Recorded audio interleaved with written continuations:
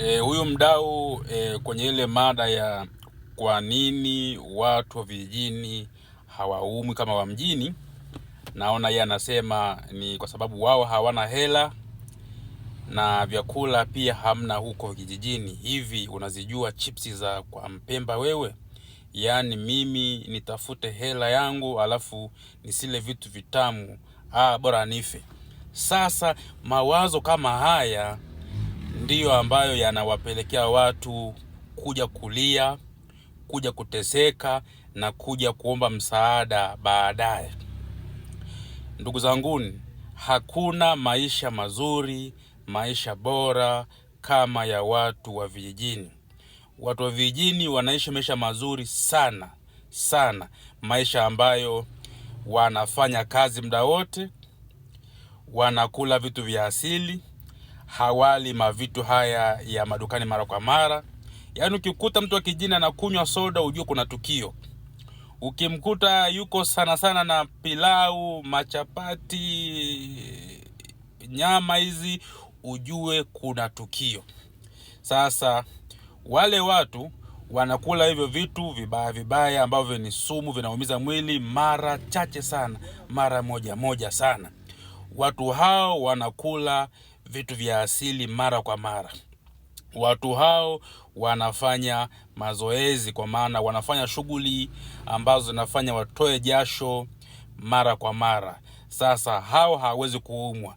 Watu wa mjini, watu ambao wanajidai wana hela, wana elimu, wanaweza kununua vitu mbalimbali kama ambavyo wanasema huyu mdau hapo, ni hatari sana, kwa sababu unaweza kununua hivyo vitu, unakula mara kwa mara, unatumia asubuhi, mchana, jioni, unakunywa unachotaka, lakini fahamu ya kwamba unajiharibu.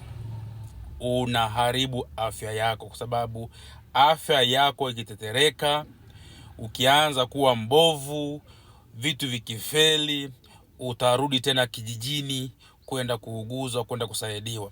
Sasa ya nini yote hayo? Kwa nini ujitese hivyo?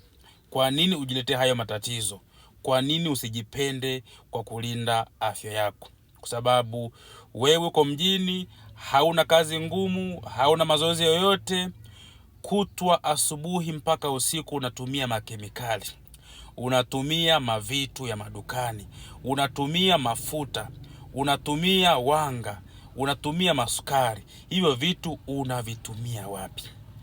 Kama hauna sehemu ya kutumia hivyo vitu, ndugu yangu, utapata matatizo makubwa sana.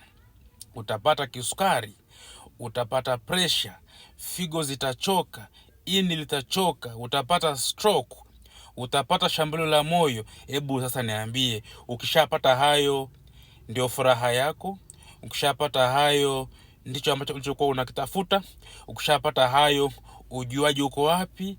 Ukishapata hayo uzuri uko wapi? Ukishapata hayo magonjwa, umeanza safari ya mateso, safari ya kuumia, safari ya kutengwa, safari ya kuwa mwenyewe. Kwa hiyo wenye mawazo kama ya huyu ndugu, tafadhalini sana, jueni afya ni ya kwako.